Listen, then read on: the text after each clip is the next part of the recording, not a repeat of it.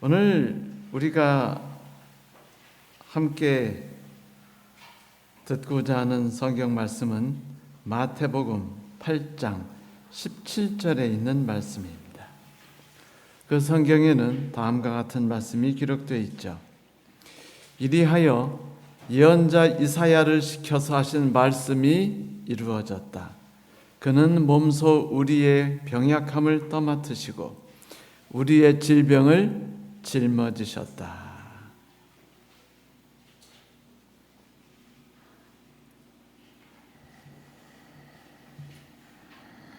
더글라스 럴튼이라는 분은 그의 책 긍정적인 삶의 능력에서 다음과 같은 말을 했습니다. 당신은 이 세상을 살아갈 만한 무슨 이유를 가지고 있습니까? 그는 이 질문에 응답자 중 94%가 그저 내일을 기다리면서 오늘 현재를 견디고 있을 뿐이라고 답한 것을 보고 꽤 놀라워했습니다. 그들은 이것을 무언가 일어나기를 간절히 기다리는 것이라고 했는데, 그것은 바로 자녀들이 자라서 집을 떠나는 시간을 기다리고요, 내년을 기다리는 겁니다. 꿈 같은 긴 여행을 가질 또 다른 때가 빨리 오기를 기다리고요, 그리고 내일을 기다리는 겁니다. 그들은 모든 사람들이 소유하고 있는 건 현재뿐이고, 어제는 가버렸고 내일은 우리에게 전혀 아직 오지 않았다는 사실을 잊어버리고는 내일을 기다리고 살아가고 있죠. 오늘을 큰 의미를 가지지 못한 채 말입니다. 그러나 내일은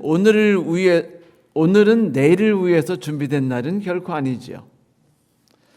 성경에서는 오늘은 내일을 기다리는 정도의 날이 결코 아니다라는 이야기를 우리에게 강력하게 해주기를 원하십니다. 언제나 그냥 찾아오는 그런 날이 아니에요. 오늘은 우리에게 매우 귀중한 날이죠. 하지만 우리는 오늘보다는 내일을 기다리며 살아가는 그런 심정으로 사는 날이 더 많죠. 예를 들면 융자금과 빚을 다 갚아버리는 날을 간절히 기다린다든지, 이 힘든 목회를 다 마치고 은퇴하는 날을 기다린다든지, 저 사람과 모든 얽힌 그 관계를 끝내버리고 쉼을 찾는 날을 기다린다든지, 예수께서 영광스럽게 재림하셔서 이 고통스러운 곳에서 모든 걸 다 끊어버리고 새로운 삶에 들어가는 날을 기다리는 것, 마치 그 날들이 오늘보다 더 의미가 있는 것처럼 생각할 수 있다는 것입니다. 오늘은 기다리는 날인가요? 아니면 오늘은 우리에게 매우 중요한 의미와 살 가치가 있는 날입니까? 예수 그리스도께서는 마태복음 5장부터 7장까지에 나오는 산상수훈을 통해서 우리에게 언젠가 올 내일의 천국에 대해서 이야기하지 않으셨어요. 오히려 그분은 오늘 우리가 맛보고 있는 천국에 대한 이야기를 끝없이 해주셨고, 거기에 대한 약속을 쉬지 않고 해주셨죠. 그분께서 우리에게 알려주시고자 했던 것은 바로 오늘 이 순간, 지금 이 순간에 우리가 맛보아야만 하고 맛볼 수 있는 하나님의 의, 곧 더 나은 의였습니다. 그것은 놀라운 복음이었죠. 그것은 우리에게, 이 땅에 살아가는 모든 사람들에게 새로운 삶의 의미를 주었습니다. 새로운 삶의 즐거움을 우리가 받게 되었죠. 법을 진정으로 이해하고 즐길 수 있게 해주셨습니다. 예수께서는 산상수훈을 통해서 예수께서는 우리에게 법을 뛰어넘으면서도 벗어나지 않는 법을 가르쳐 주셨죠. 백성들은 예수의 말씀을 들으면서 매우 행복해했고 오늘의 삶이 이토록 중요하고 가치가 있는 삶임을 깨달았고 그 삶을 즐길 새로운 희망에 부풀어 있었습니다. 정말로 행복하고 자유를 만끽할 수 있는 그런 시간이 산에서 예수 그리스도와 함께 있는 그 시간이었습니다. 그런데 그 이름 모를 산에서의 꿈 같은 시간은 지나갔죠. 하나님의 왕국을 선포하셨던 예수 그리스도께서는 행복해하는 제자들과 그리고 꿈을 꾸는 듯한 시간을 지냈던 모든 사람들을 떠나서 이제 이상을 떠나서 현실이 숨을 쉬고 있는 바로 산 밑으로 내려오셨습니다. 일상의 삶이 기다리고 있는 현실이 숨쉬고 있는 삶 말입니다. 그런데 예수께서 내려오신 현실이 숨쉬고 있는 땅은 우리가 잘 알다시피 고통스럽고 힘들어하며 마음이 아픈 사람들로 가득한 곳입니다.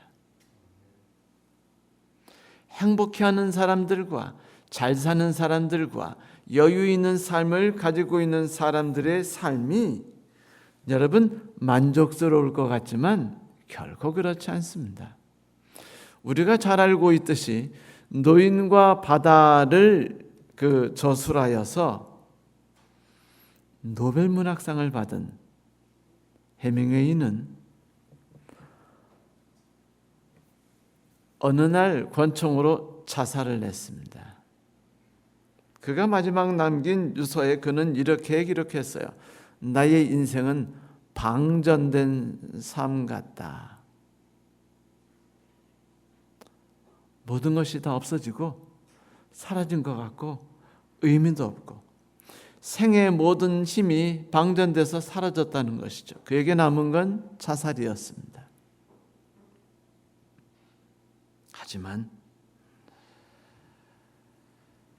마태복음 8장에서 예수 그리스도께서는 그런 많은 사람들이 예수 그리스도를 인해서 어떻게 생의 의미를 되찾고 살아가고 있는가에 대해서 이야기하시죠.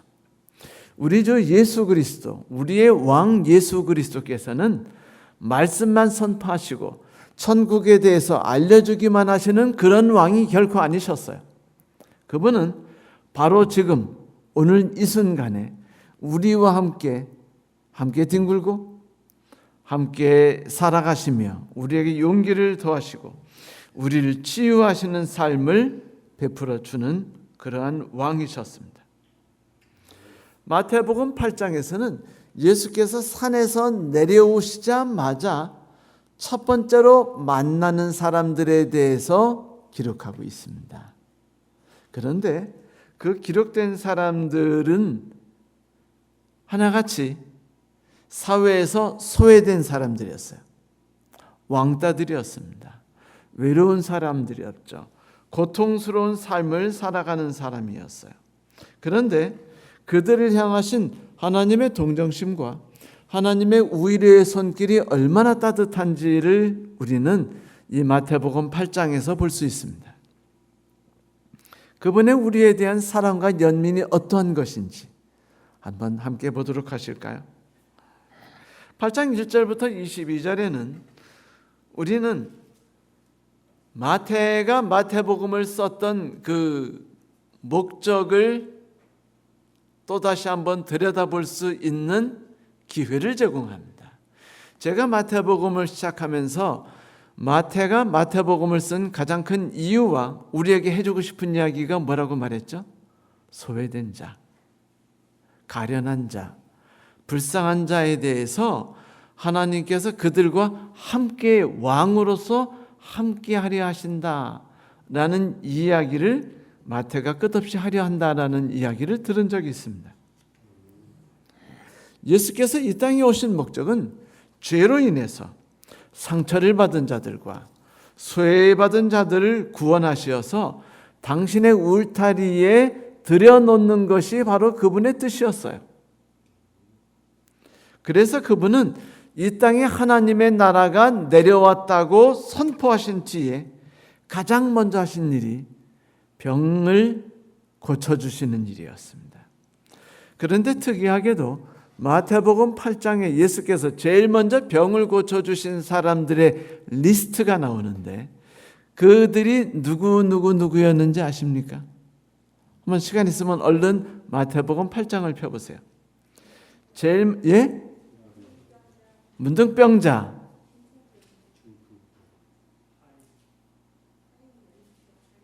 백부장과 그의 종, 그리고 말라리아에 걸렸던 베드로의 장모님에 대한 이야기가 나옵니다.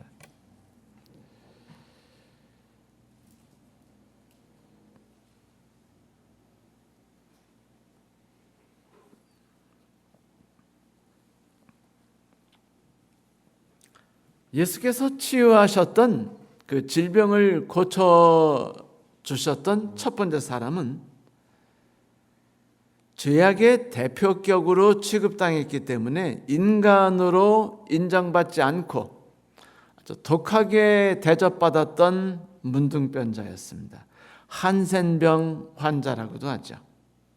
그리고 그 두 번째 대상은 유대인들이 증오하고 싫어해서 너들이 우리를 괴롭혔으니까 너들을 대신 너들에게는 뭐가 없다? 구원이 없도록 우리는 하려 한다라고 주장했던 그 이방인 백부장이었어요. 그리고 그의 종이었습니다. 노예. 그리고 마지막 대상은 남자 유대인들이 하찮게 여겼던 여인, 그것도 나이가 꽤 많은 지긋한 노인이었어요. 참고로 유대인의 기도집이었던 Three Morning Blessings라는 기도문이 있는데 이 사람들에게 잘 알려진 기도문에는요 이런 기도가 적혀 있어요. 들으시면 좀 놀라실 겁니다. 오 우주의 왕이신 하나님이자 저를 이방인으로 만들지 아니하시고 노예로 만들지 아니하시고 여인으로 만들지 아니하신 하나님이시여 당신을 송축하옵나이다. 기분이 확 나빠지기 시작하시죠? 문둥병자, 그들은 평범하고 소박한 꿈을 꾸는 것조차 사치였어요. 그들은 음습하고 곰팡이 내는 인간들이 그 많은 문명의 혜택과 보호를 받을 수 있는 모든 곳에서 쫓겨나 있는 바로 그 사람들이었어요. 문둥병은 온 몸과 피부에 깊숙이 뿌리박는 질병이죠. 사람의 표피세포가 녹아내리는 병입니다. 한 번 걸리면 완치가 쉽지 않죠. 살이 녹아내리고 고름이 생성됩니다. 손가락이 썩어서 떨어져 나가고 사리로 고름이 나오면서 울퉁불퉁하게 올라가고 전염성도 매우 강해요. 그런데 이 균은요 밝은 곳에만 나오면 살지 못합니다. 그래서 이런 사실을 볼 때 사람들은 문둥병을 죄 혹은 죽음이라고 생각했어요. 왜냐하면 무자비하게 모든 사람들을 죽음과 비참한 삶으로 몰아넣기 때문이었어요. 하지만 밝은 곳에선 살 수 없었기 때문이었죠. 그래서 문둥병에 걸린 사람들은 죄와 죽음의 상징이고 하나님의 벌을 받은 천벌을 받은 사람들이기 때문에 그들의 재산은 몰수됐습니다. 사람들이 주변에서 살 권리를 잃었어요. 흑인들은 백인들의 식당에 들어가지 못했고 백인들의 화장실에 들어가지 못해서 너무 힘들었죠. 하지만 문둥병자들은 아예 그런 모든 권리조차 없었습니다. 예를 들면 흑인들의 식당은 존재했을지 모르나 문둥병자, 한센병자들을 위한 식당은 아예 없었으니까요. 사람들의 근처를 지나갈 때는 부끄럽게도 부정하다 부정하다라고 소리 지르며 다녔어요. 사람들이 다 쫙 피할 수 있고 돌을 던질 수 있는 그런 대상으로 자기를 계속 보여줘야만 했어요. 그것도 슬픔이었고 고통이었고 수치였죠. 사람들이 문둥병자를 보면 진저리를 치고 피했어요. 왜? 어떻게 그 병이 다가오는지 몰라서 무서웠기 때문입니다. 우리 어릴 때는 문둥병자에 대한 또 다른 나쁜 소문이 있었죠. 그건 뭐냐면 문둥병자가 누구를 잡아먹는다고요? 어린아이들을 잡아먹는다라는 소문이 있는데 저 어릴 때 그 이야기를 철석같이 믿고 있었습니다. 실제 사실인 줄 알았어요. 부모님들이 항상 그렇게 말씀하셨어요. 문둥병자가 어린애들을 잡아먹으니까 너희들 어디 그 외딴 데 혼자 다니지 말고 문둥병자에서 멀리 피해 있으라고요. 병에 걸린 것도 억울한데 그런 모함을 받으면서 어린아이가 없어지면 제일 먼저 동네 사람들이 누구를 죽일 듯 쳐들어올까요? 문둥이였습니다. 한센병 환자였죠. 살아가면서 이보다 더 나쁜 상황이 있을까요? 많은 사람들은 항상 자기가 당하고 있는 고통이 가장 크다고 생각하고 자기가 가진 아픔들이 가장 고통스럽다고 생각하지요. 그렇게 말하지 않는 분을 본 적이 없어요. 제 나이 63년 동안 살아가면서 언제나 내가 당하는 고통은 아무도 이해할 수 없어요라는 이야기들을 하시는 것은 수없이 들었습니다. 하지만 문둥병자에게는요, 그런 생각을 갖는 것도 사치였어요. 아무리 분통을 터뜨린다 할지라도 더 나아지는 게 없었고 이 비참한 상황을 벗어날 수 있는 어떤 방법도 없었어요. 이 세상 무엇도 그에게 힘이 되주지 못했고 희망이 되지 못했습니다. 이제 그가 희망을 가질 수 있다면 누구밖에 없을까요? 하나님이죠. 오직 하나님밖에 없었습니다. 그래서 그는 유일한 희망의 닻이었던 예수께 그냥 달려갔던 거예요. 자기의 사정을 아니까 산상수훈 첫 번째 말이 뭐죠? 복이 있도다. 너희 심령이 가난한 자요. 그가 제일 복이 있는 사람이에요. 모든 산에 가서 예수 그리스도의 말씀을 제일 먼저 들었던 사람이 누구라고요? 가난한 사람. 심령이 가난한 사람. 이 세상에서 어찌할 수 없고 내 힘으로 살아갈 수 없다고 느끼는 사람, 절망에 빠진 사람이 가장 복이 있다고 성경이 이야기하고 있어요. 문둥병자가 그랬습니다. 해밍웨이는 절망 속에 권총으로 자기를 쏴서 자살했지만 이 문둥병자는 그 가장 큰 절망 가운데서 희망을 붙들려고 했어요. 이 세상에서 어느 것도 줄 수 없다는 것을 알았기 때문에 예수께 달려갔죠. 그것은요, 여러분, 죽을 각오를 한 것이었어요. 왜냐하면 예수께서 항상 혼자 다니시나요? 아니면 사람들과 같이 다니시나요? 그러면 문둥병자가 사람들에게 같이 있는 예수께 가까이 온다는 게 쉬워요? 불가능한 일입니까? 불가능해요. 그런데 문둥병자가 다가오면 주변 사람들이 어떻게 해야 돼요? 비명을 지르며 도망가든지 아니면 예수 그리스도 앞에서 맞고서 그를 돌을 던져가지고 내쫓을 수밖에 없는데 이 문둥병자가 소리를 지르면서 예수께 오 주여라고 말했어요. 주여라고 말하는 것은 그 당시 낮은 사람이 높은 분을 향해서 혹은 학생이 스승님을 향해서 혹은 하인이 주인을 향해서 부르는 말이었죠. 예수께 주여 주여라고 하면서 제 병을 고쳐주세요라고 소리 지릅니다. 그는 죽을 각오를 했어요. 사람들이 돌을 던질 것과 으르렁거리고 협박할 모든 것을 바라보면서도 그는 자기가 붙잡을 희망은 오직 예수밖에 없었다는 사실을 알았기 때문에 그 모든 것을 무시했습니다. 이방인 백부장, 그는 로마인일 수 있죠. 어쩌면 헤롯 대왕 밑에서 일하고 있던 에돔 사람인 백부장일 수도 있습니다. 그런데 로마인이든 아니면 에돔인이든 간에 그 이방인 백부장은요, 유대인이 증오하고 죽이고 싶어하는 원수였어요. 그래서 예수 그리스도께서 네 원수가 내게 오리를 가자고 하면 어떻게 하고? 심리를 가자고 할 때 그 원수가 누구예요? 로마 사병입니다. 그러니까 유대인들은요, 로마 군인을 뭐라고 생각했어요? 생각 속에 원수. 그런데 백부장이면 원수의 뭡니까? 대장이니까 대마왕인 거예요. 악마입니다. 가까이에서는 안 되는, 증오하고 죽이고 싶어하는 원수였어요. 그래서 그가 이스라엘에서 외롭고 힘든 날을 충분히 맛보고 있었습니다.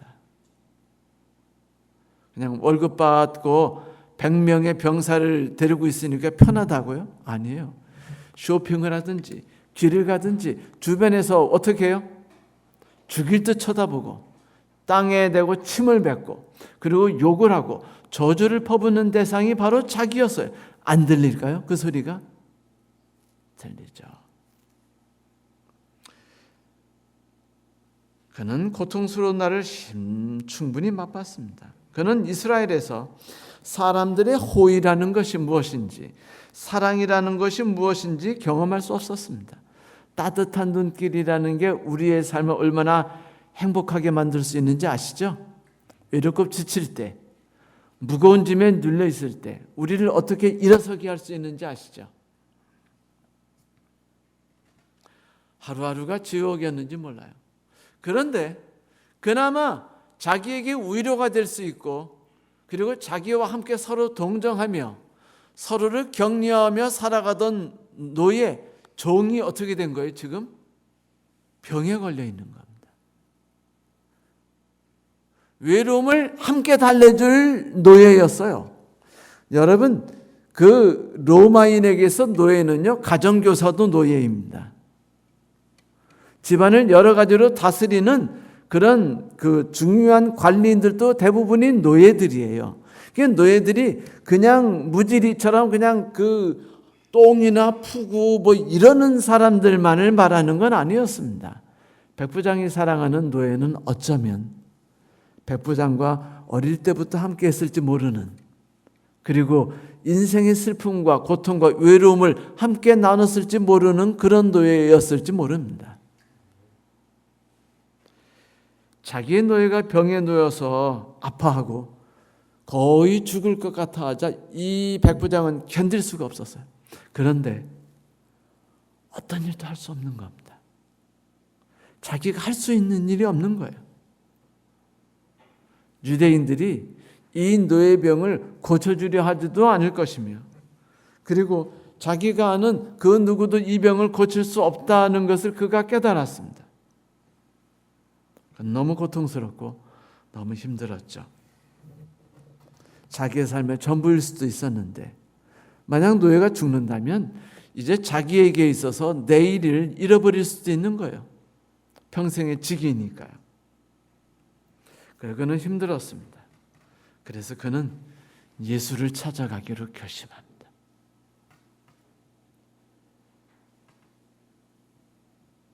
자기가 했었던 모든 수고들이 헛되었다라는 걸 깨달은 뒤에 백부장은 그러면 내 모든 고통스러운 삶을 해결해 줄 수 있는 무언가가 어디에 있을까 찾았을 때 예수 그리스도, 우리의 왕 그분이 바로 그분이라는 것을 깨닫게 되었습니다. 여인, 여러분 당시 예수께서 여인들을 고치신 사건은요, 매우 놀라운 사건이었어요. 이스라엘 사람들에게 여인은 매사에 권리를 인정받지 못하는 사람이었어요. 치료받을 권리와 관심받을 권리를 갖지 못했어요. 참 신기하죠. 성경에서는 끊임없이 여자들을 드높였어요. 잠언 31장에서도 그리고 에베소서에서도 창세기에서도 쉬지 않고 여인이 최고의 존재라고 드높였는데, 재밌게도 유대인들은 여인들을 인격을 인정하지 않았으며 그들의 권리를 인정하지 않았어요.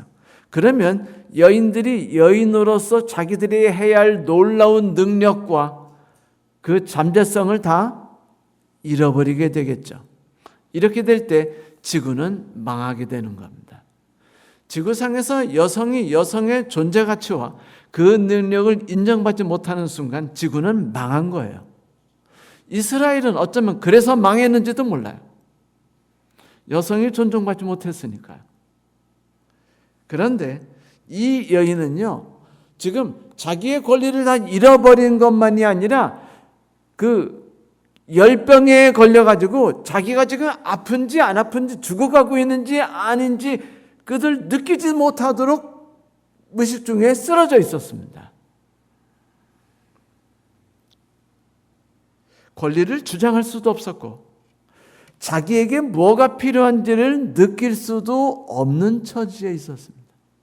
어쩌면 이 열병에 걸린 이 베드로의 어머니는 문둥병자나 백부장보다도 더 난감한 상황에 빠져 있었는지도 몰라요. 평생을 고통스럽게 살았고 인정받지도 못하고 대접받지도 못하는 삶을 살아가다가 이제 갑작스럽게 고통 속에 죽게 되었는데 자신이 지금 죽어가고 있는 상황도 미처 깨닫지 못하고 그 다음에 살려달라고 부르짖을 수도 없는 상황에 빠져 있다는 것입니다.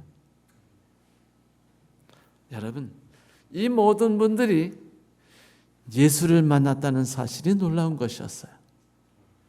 성경에서는 예수 그리스도께서 산에서 내려오시자마자 제일 먼저 그분을 만나러 오신 분은 바로 이렇게 소외된 자들이었고 외로운 자들이었으며 내쳐진 자들이었으며 희망을 잃어버린 자들이었으며 예수께서 만난 자들도 그런 이들이라고 이야기해 주셨습니다.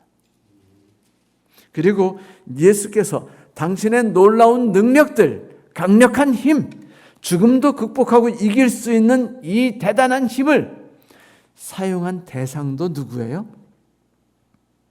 바로 그들이었어요. 문둥병자, 그리고 백부장, 그리고 어떤 여인.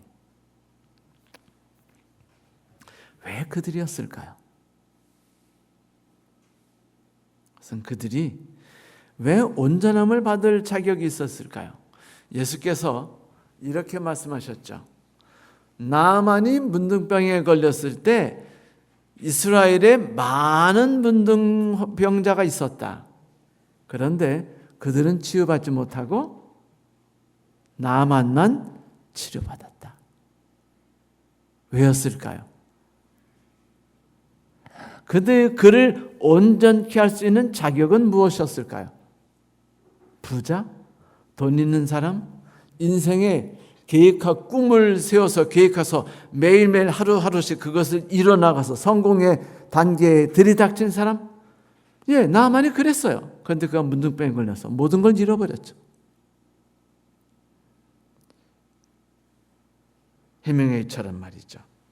좋은 환경만이 우리를 의미 있고 행복하게 살아간다고 생각하지 마십시오. 문둥병자는 그의 사정이 절실했어요. 그는 이 세상에서 희망이 없다는 것을 절실하게 깨달았습니다. 그래서 그는요, 희망의 걸 대상을 오직 하나님이라고 생각해 그분만을 붙잡았습니다. 그는 불행에 짓눌리지 않았어요. 오히려 그 불행이 그에게 기회가 됐습니다. 그는 세상을 의지하지 않았습니다. 그래, 나를 둘러싼 이 비참하게 보이는 환경이 어때? 이것이 나로 하여금 하나님께로 다가가게 할 수 있는 거 아니야?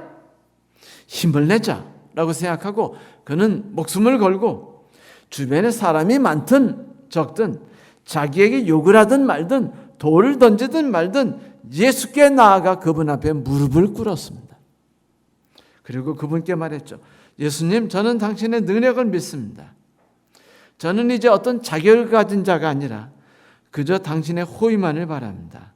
제발 저 좀 치유해 주십시오. 그리고 예수께서 그를 치유하십니다. 성도 여러분,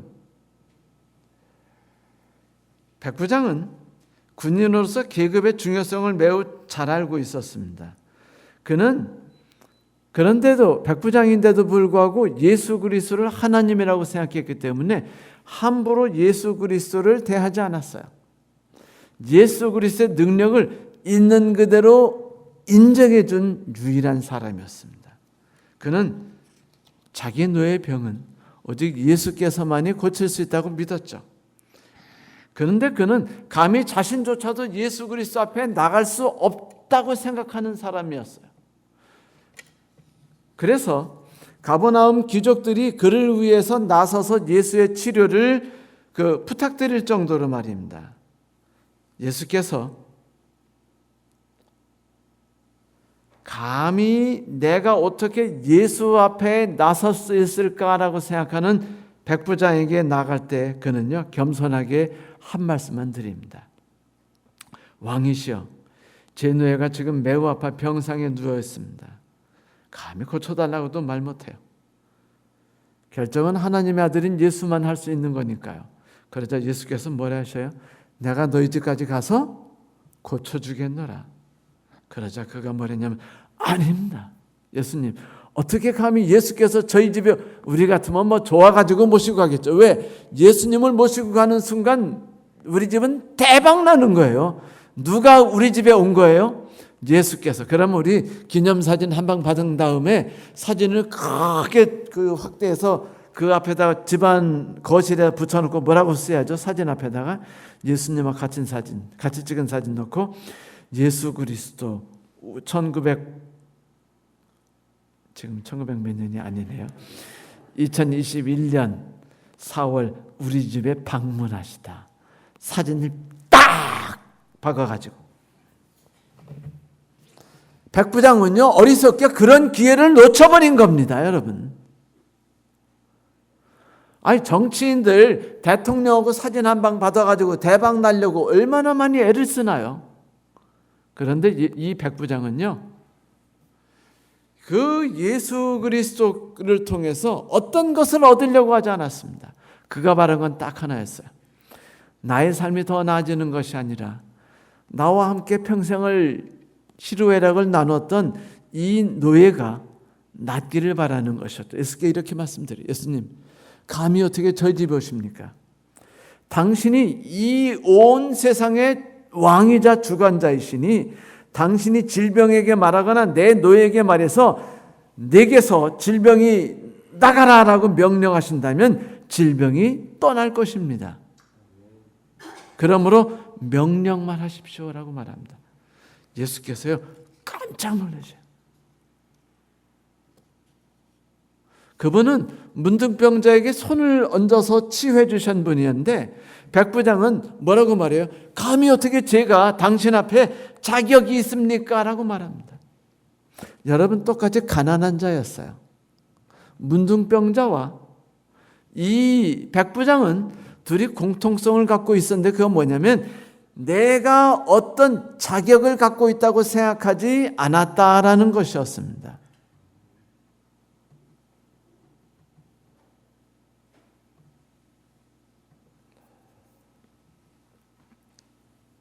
여러분, 절망은요, 또 다른 기회입니다. 이 문둥병자가 겪었던 사명의 음침한 골짜기는 예수 그리스도를 만날 수 있는 유일하면서도 최고의 기회였죠. 그럼 그걸 잡았습니다. 백부장 역시 그랬죠. C.S. 루이스는요, 아주 유명한 작가예요. 우리들이 그분의 책을 많이 읽었죠. 그런데 그가 사랑하는 아내를 잃은 뒤에 힘겨운 날을 하루하루 살아가고 있었습니다. 그런데 어느 날 그가 아내가 속삭이는 듯한 음성을 들었어요. 뭐냐면, 여보, 슬프고 슬픔을 당한 곳은 눈물의 골짜기지만 기운을 내요. 그것은 또 다른 삶의 시작이기도 하답니다. 라는 이야기를 들은 것 같이 생각했습니다. 그거는 힘을 냈어요. 성도 여러분, 그 시작이요, 그리스도십니다. 우리가 슬픔의 골짜기에서 힘겨워하고 있을 때, 사망의 음침한 골짜기에서 고통스러워할 때, 그것이 우리에게 또 다른 시작이라는 걸 결코 잊지 마십시오. 우리가 모든 것을 잃어버린 순간, 모든 것을 놔버린 순간, 이 세상을 잡고 있는 것을 놓치게 된 순간, 바로 그 순간이 우리가 하나님을 만날 수 있는 최고의 기회가 된다는 사실을 잊지 마십시오. 그러니 어쩌면 문둥병자가 더 복받은 사람이었습니다. 왜냐하면 문둥이가 아닌 수많은 유대인들은 하나님을 만나지 못한 채 멸망의 구렁텅이에서 죽었기 때문이었습니다. 성도 여러분, 고통을 저주라고 생각하지 마십시오. 예수를 만나는 유일한 기회일 수도 있으니까요. 백부장은 그것을 붙잡았습니다. 문둥병자도 그것을 붙잡았어요. 그러므로 그들은 내가 하나님이 주시는 축복을 받기 위해서 어떤 것을 해야 한다라고 생각하지 않았고, 오로지 그저 하나님 앞에 엎드려서 그분의 은혜만을 간구했을 뿐이었어요. 그리고 그게 하나님의 축복을 받을 수 있는 유일한 기회였죠.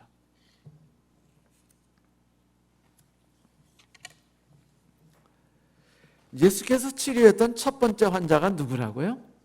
문둥병자라는 건 우리에게 많은 것을 생각하게 합니다. 레위기 14장에 보면 그 문둥병자가 병이 났을 때 문둥병자만이 아니라 각양각색의 그 피부병 환자들이, 그 독한 피부병에 걸렸던 사람들이 나았을 때 행해야 될 그 태도와 규례에 대해서 나옵니다. 거기에 보면 어떻게 나오냐면, 이분이 제사장에게 가야 돼요. 제사장에게 가서 그분에게 뭐를 줘요? 여러 가지 제물들을 드리는데, 제물 중에 그 특별한 것이 새 2마리였습니다. 산새 2마리. 그러면 새 2마리를 갖다 주면은 제사장이 새 1마리를 멱을 따서 죽이고 그 피를 물에 담아요. 그 물에 섞습니다. 그리고 그 피를 가지고 누구에게 뿌려요? 다른 새 1마리에다가 뿌려줍니다. 그리고 그 새를, 피 뿌림을 받은 새를 날려보내요.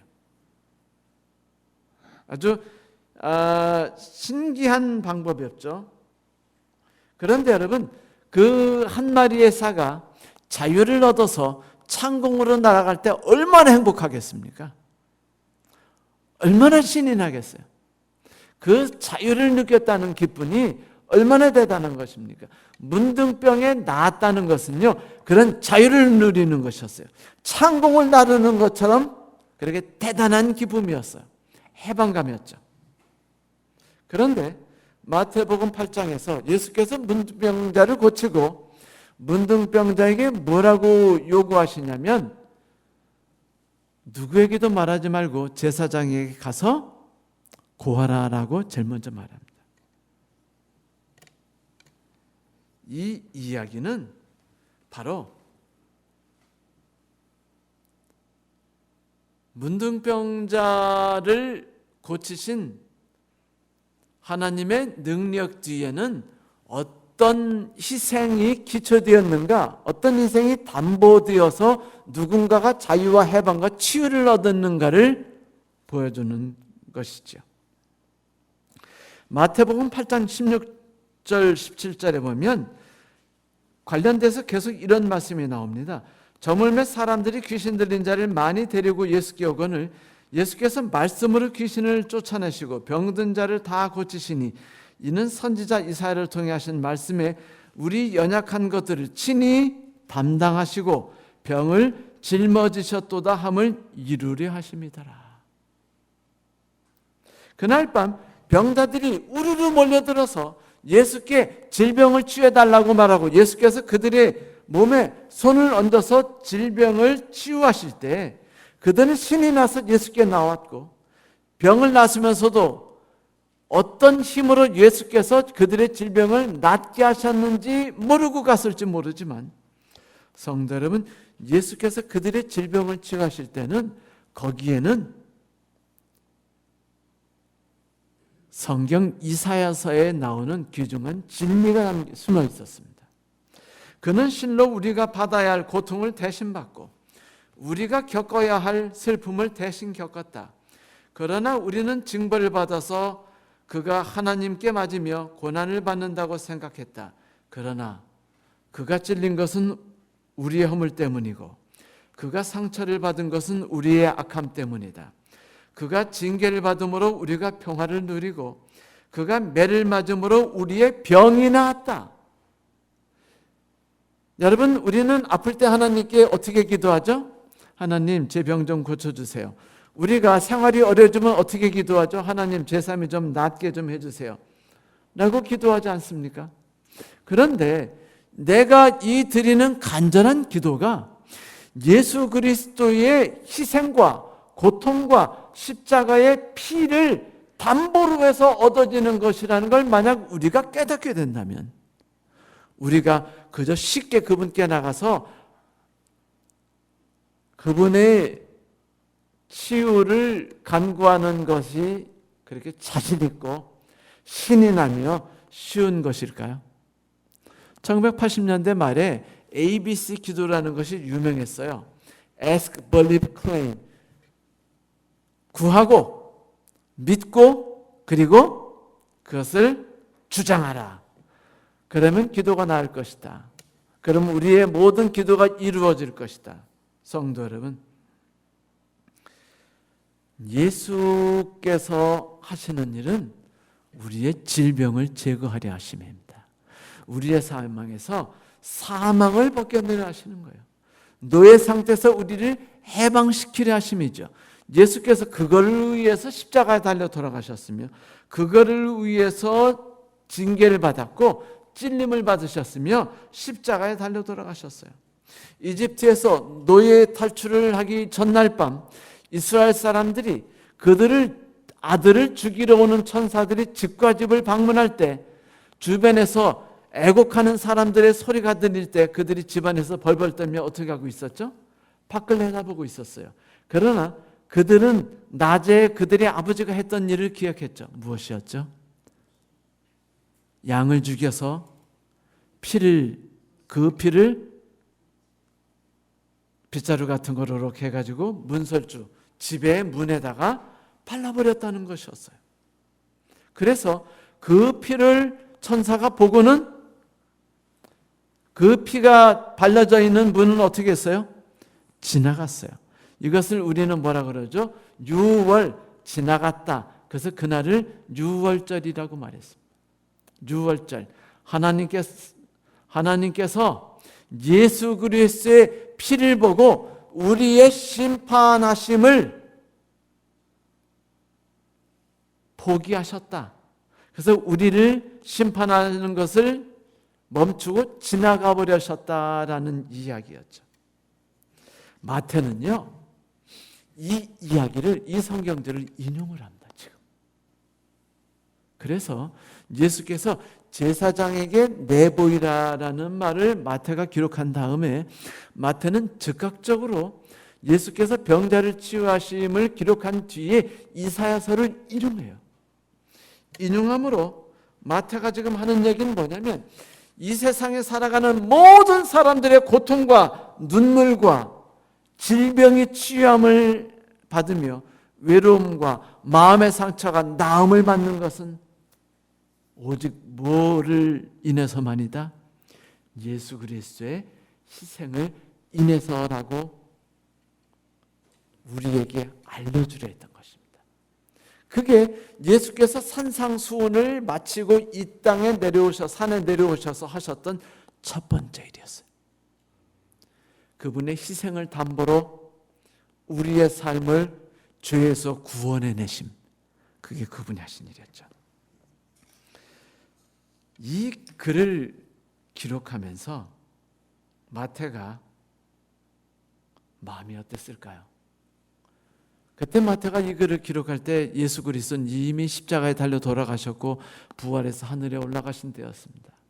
근데 마태가 지금 예수께서 산에 올라가셨다가 내려오셔서 병자를 고치신 이야기를 쭉 적고, 그리고 마지막으로 이사야글을 인용해 적으면서, 여러분 마태의 눈에서 눈물이 흘렀다고 생각하지 않습니까?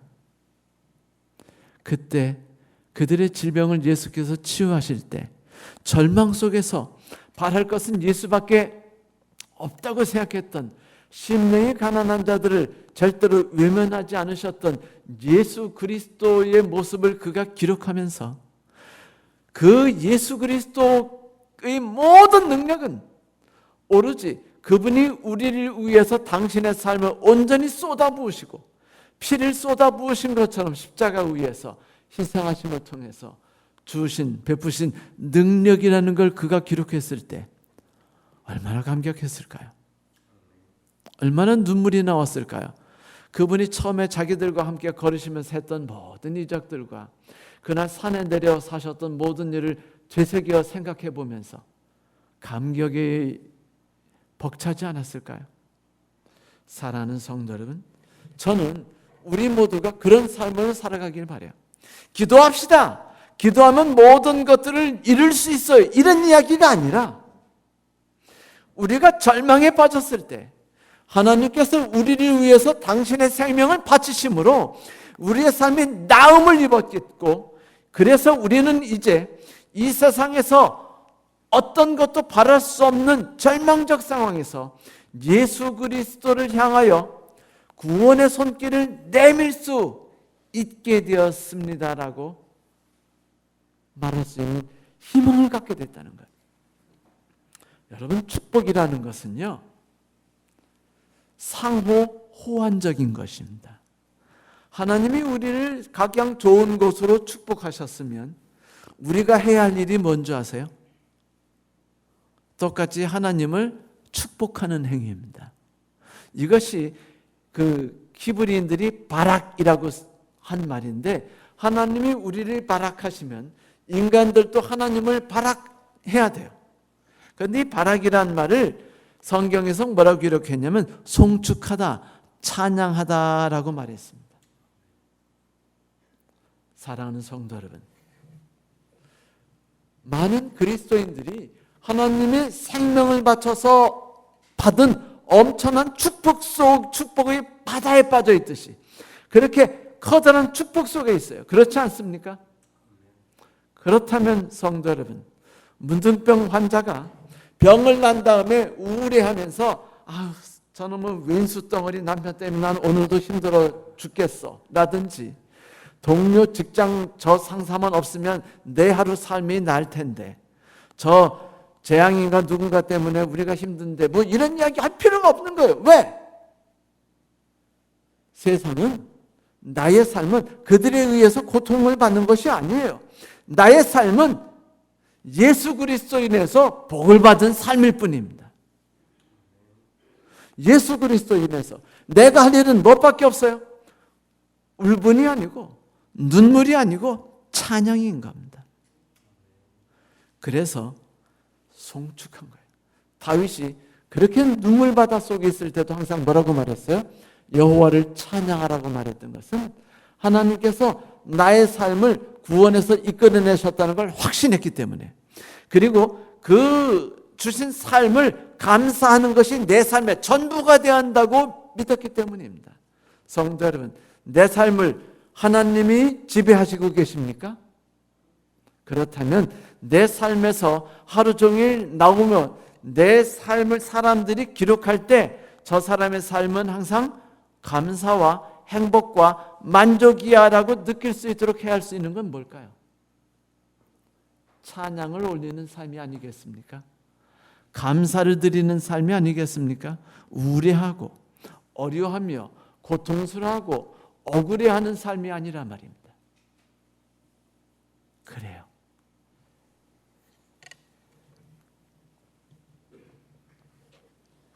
성도 여러분, 우리는 오늘 피를 묻힌 채 자유롭게 하늘을 날아가는, 그래서 기뻐하는 저 새처럼 오늘 하루를 예수 그리스도로부터 은혜로 선물 받았습니다.